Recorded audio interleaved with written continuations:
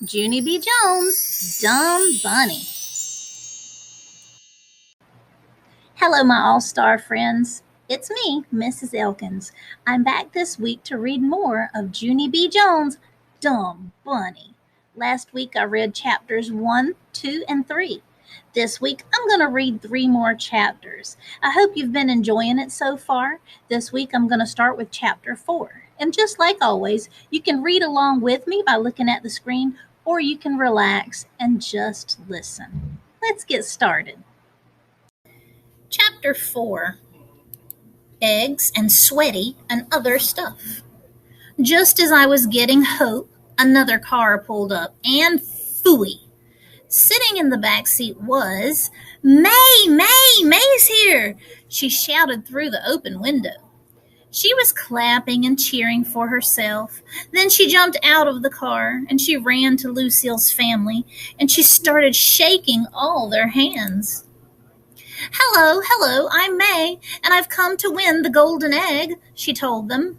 She skipped to Lucille and held out her dress.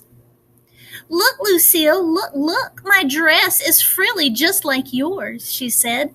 I gave this outfit a lot of thought, 'cause I wanted us to look like best friends today. She threw her arm around Lucille's shoulder. Sheldon ran up and took it off. Whoa, you'll have to pick someone else to be your best friend, May, he said. Lucille is my best friend these days, remember? May stood there for a second. Then she leaned into Sheldon's face. You're not fooling anyone, Mr. Putz. You're just pretending to like Lucille, the same as I am, she said. You're just trying to get her to tell you where the golden egg is. Lucille looked shocked at that comment. That's not true, is it, Sheldon? You're not just pretending to like me, right? She asked. 'Cause I told you before I don't know where the golden egg is. My daddy hid it all by himself and he wouldn't let me peek. She glanced at her daddy, very annoyed. I tried to make him tell me where he hid it, Shelsey, but Daddy locked his lips and he threw away the key. Sheldon clenched his fists. Drat the old invisible key trick, he said. I hate that one. Finally, he took a breath and calmed himself down. Then he patted Lucille very sweet. Don't worry, my springy little lamb, he said. I will still find the golden egg and win the playdate. I'm positive I will. He lowered his voice kind of private. I'm wearing a lucky charm today, he said real soft. Lucille's mouth came open at that news. A lucky charm? She shouted. You have a lucky charm? What is it, Shelsey? What is it? Sheldon pointed down at his shirt. See that little egg dribble on my collar right there? He asked. That little egg dribble ran off my chin at breakfast, and look, Lucille, it landed on my collar in the exact shape of, he paused, real dramatic, an egg, he whispered. Lucille did a shiver. Ooh, Shelsey, that seems like magic almost, she said. Sheldon nodded. I know it, Lucille. It seems exactly like magic almost, he said. My Grandpa Ned has had every shirt stain in the book, and he said that when egg dribble lands in the shape of an egg, it means... Sheldon swallowed hard. May the egg be with me. Lucille did another shiver. Sheldon smiled. With a magic egg shirt like this, I can't lose today, Lucille, he said. I just can't. After that, he hurried over to the Nana, and he tried to show her his egg shirt, but the Nana backed up from him. Then she quickly grabbed Lucille's daddy, and she said do something. Daddy cleared his throat, loud. Boys and girls, may I have your attention, he said. First, I would like to welcome you all to the party today. Lucille hopped in front of him. Yes, welcome to my party, and welcome to my giant house, and welcome to my big, huge yard, too. She bent down and touched the grass. See how perfect the lawn is cut, everyone, she said. That's because we have a real professional gardener on account of rich people don't know the first thing about yard work. Right, Daddy? Plus, rich people don't like to get our hands dirty. Everyone looked at the daddy's hands, and he quick put them in his pockets. Lucille kept on talking. And did everyone see my brand new expensive Easter dress? She asked. She spun around and flounced herself. This dress is made out of fancy floaty chiffon, and fancy floaty chiffon is as light as a feather, she said. She fluffed her flouncy skirt. Who would like me to hop in the air and make it float? Please clap your hands, she said. But before we could clap, Lucille already started hopping. She hopped and hopped until sweaty came on her lip. Then Lucille's mother quick ran over and she dabbed her face with a tissue. I looked at Herbert. This family has some serious perspiration issues, I believe, I said. Just then, Lucille's daddy cleared his loud throat again. Children, as all of you know, we're going to be having a picnic and an Easter egg hunt today. But for this party to go smoothly, we're going to need your complete cooperation, okay? He asked. Okay, we shouted back. Okay. The daddy smiled.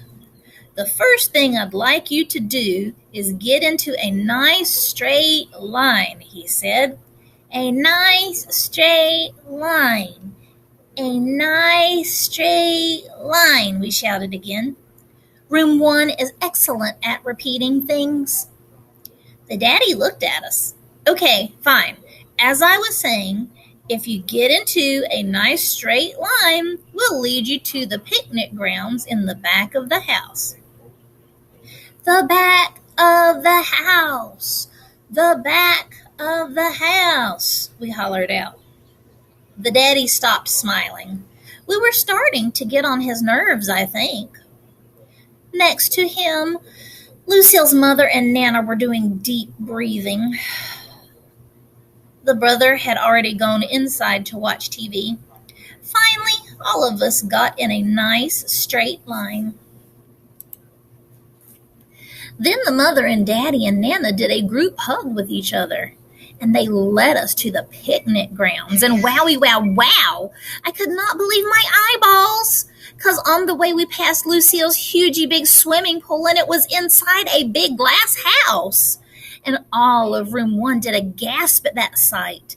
I ran to Lucille and hugged her around the middle. Lucille, you are even richer than you used to be. Your swimming pool is in a big glass house now, and so my play date with you will be even funner than I thought.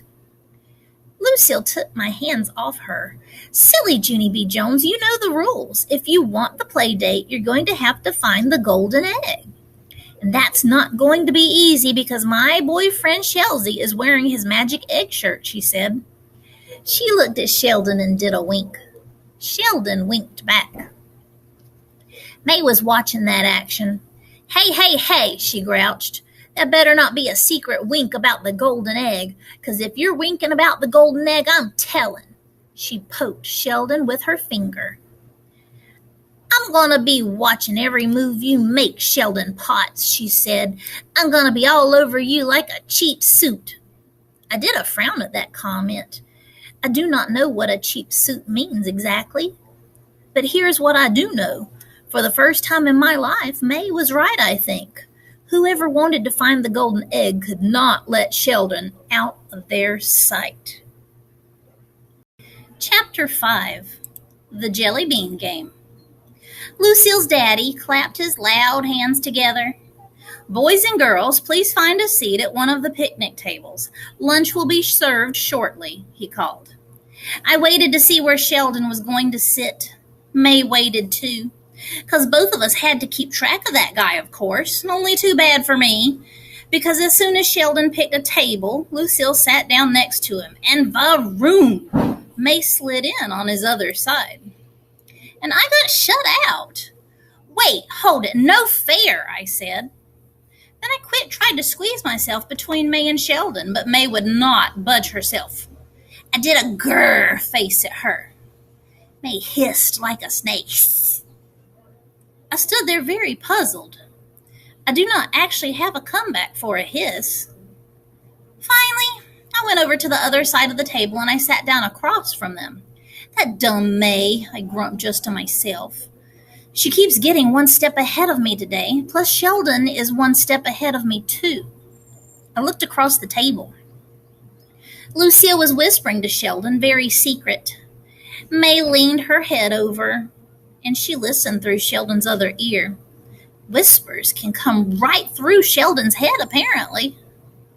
I put my chin in my hands. I don't stand a chance in this stupid egg hunt, I said to Herb. He gave me a little pat. Sometimes a little pat is all a friend can do. Only guess what? Just then, something very nice happened, and it's called Lucille's Nana walked over to where I was sitting, and she sat in a chair at the end of my table. I jumped up real thrilled. Nana, look. It's me. It's Junie B. Jones, and you are sitting right exactly next to me, I shouted. The Nana glanced her eyes at Lucille's mother and daddy. Yes, I know, dear. I lost the coin toss, she said, kind of annoyed. I sat back down and tickled her arm. This reminds me of when we ate dinner together last year, I said. That was very fun, except I accidentally broke your crystal glass. Remember that, Nana? Huh, do you? The Nana nodded. Oh, yes, I remember, she said. I thought back. Plus, I accidentally busted your feather pillow, and if I'm not mistaken, I spilled beanie weenies on your expensive linen tablecloth, I said. The Nana looked at me.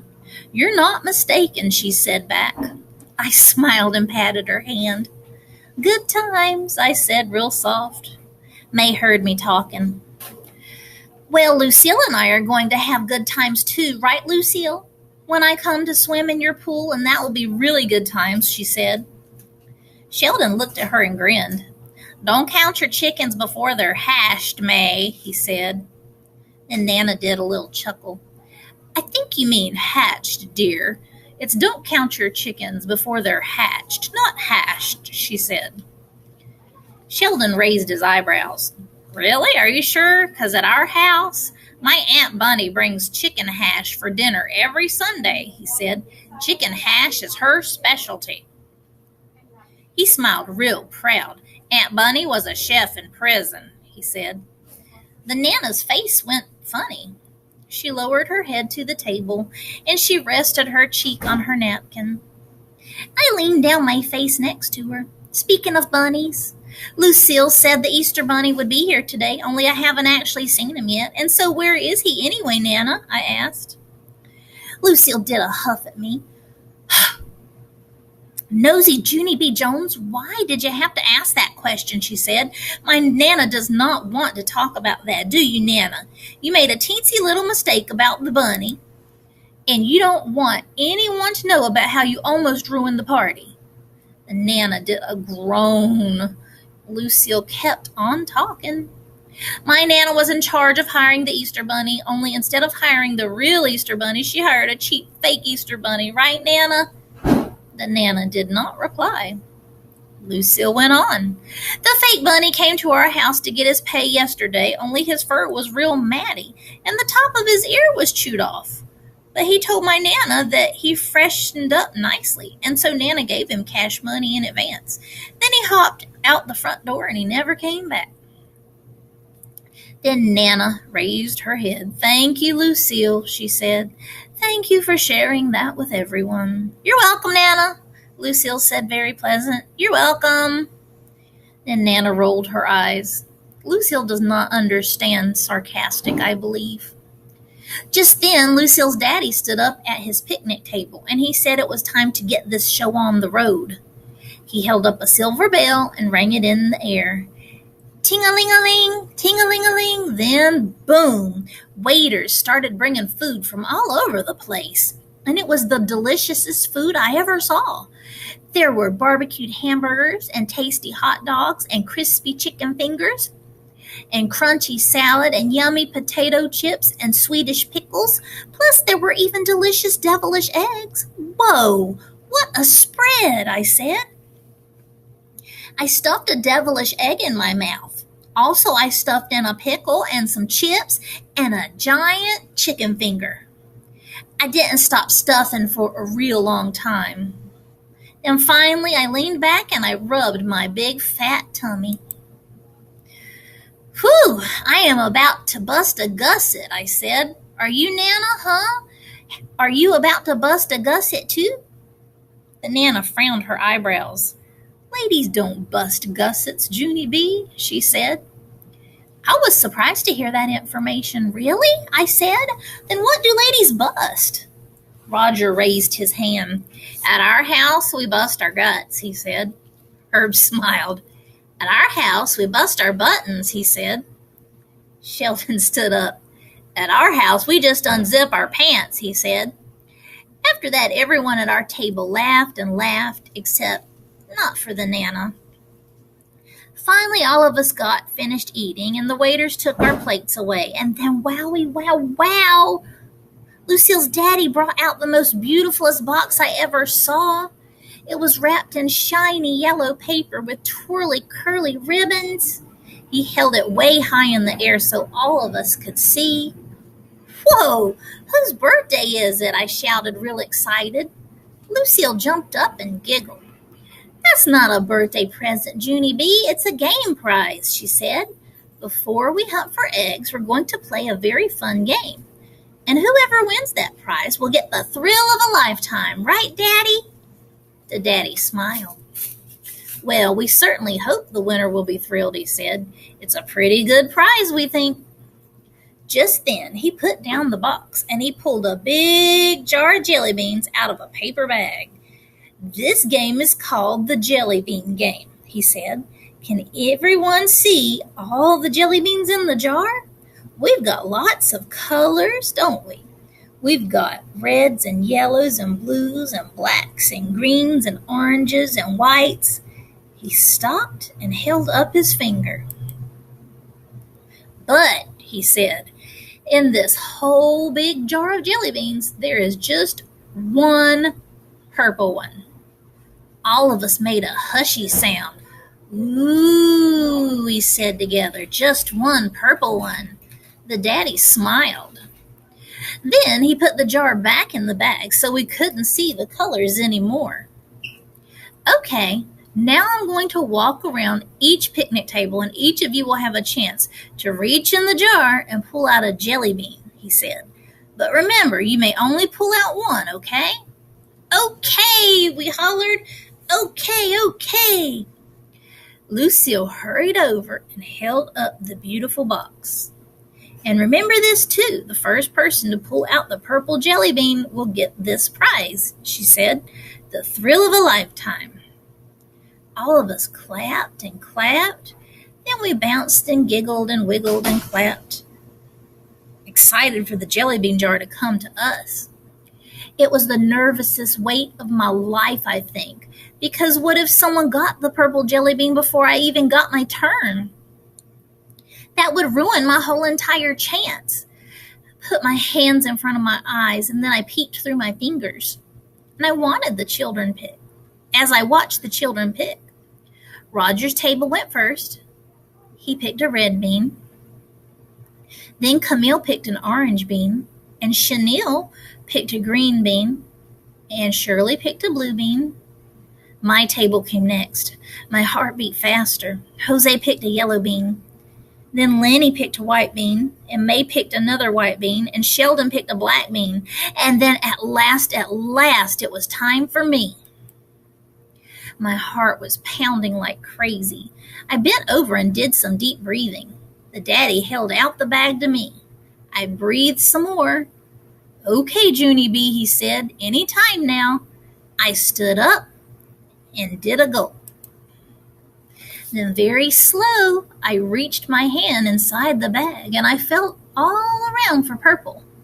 I wrinkled my eyebrows real curious. What does purple feel like, I wonder? I said to just myself. The daddy said, please hurry up. I swished my fingers through the jar some more, and then all of a sudden I felt it, I tell you. I felt purple. It felt roundish and beanish and purplish. I grabbed it real tight. Then I pulled my hands out of the jar, and I opened up my fingers, and guess what? Guess what?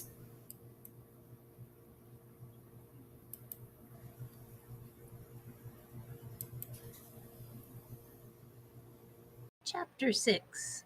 Me and Santa. It was purple, that's what! I jumped up and down and all around. Purple, purple, I got purple, I shouted.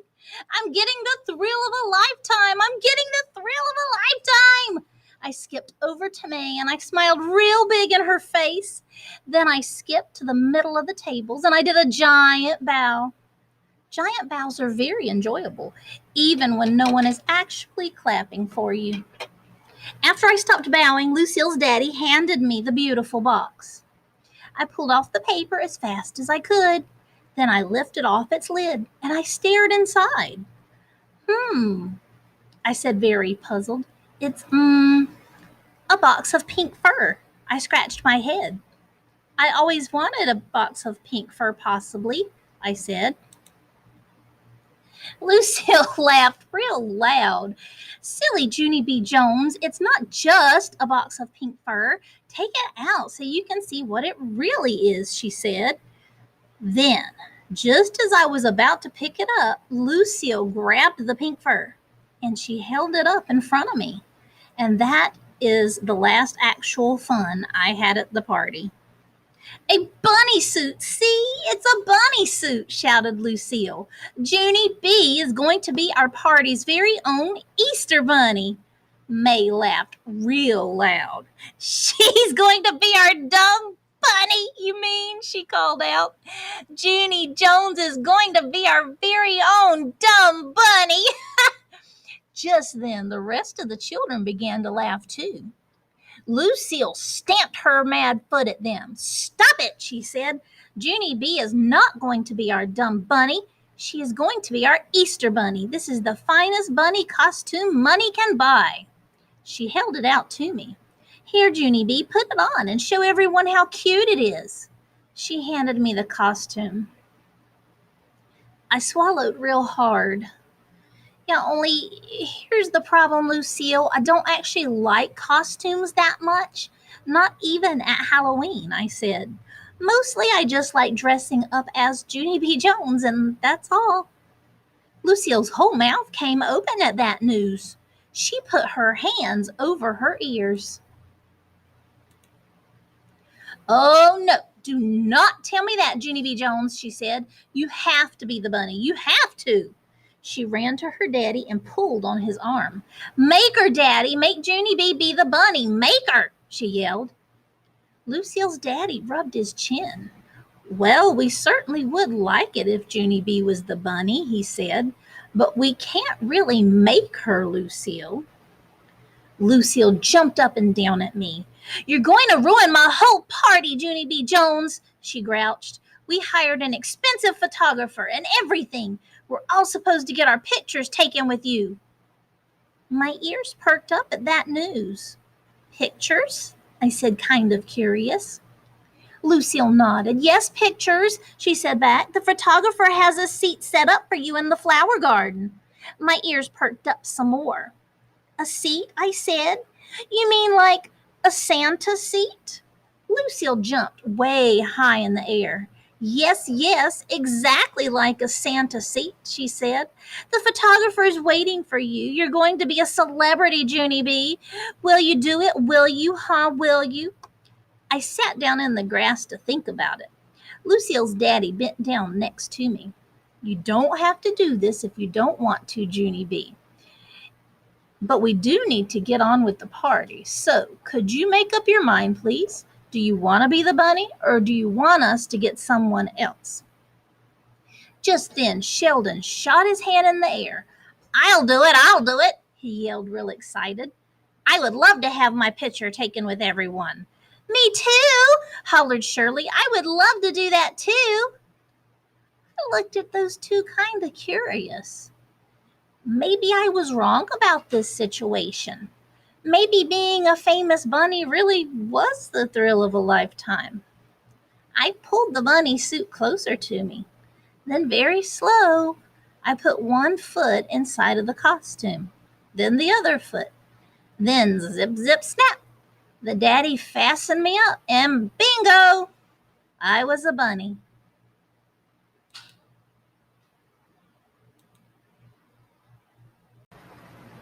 All right, my all-star friends, that is all I have time for today. I hope you enjoyed Junie B. Jones' Dumb Bunny. It sounds like she's not really enjoying being the center of attention as the Easter Bunny. I cannot wait to see what happens. Next week, we will finish the story, okay? And don't forget to take just a little bit of time each and every day to read a good book. Bye.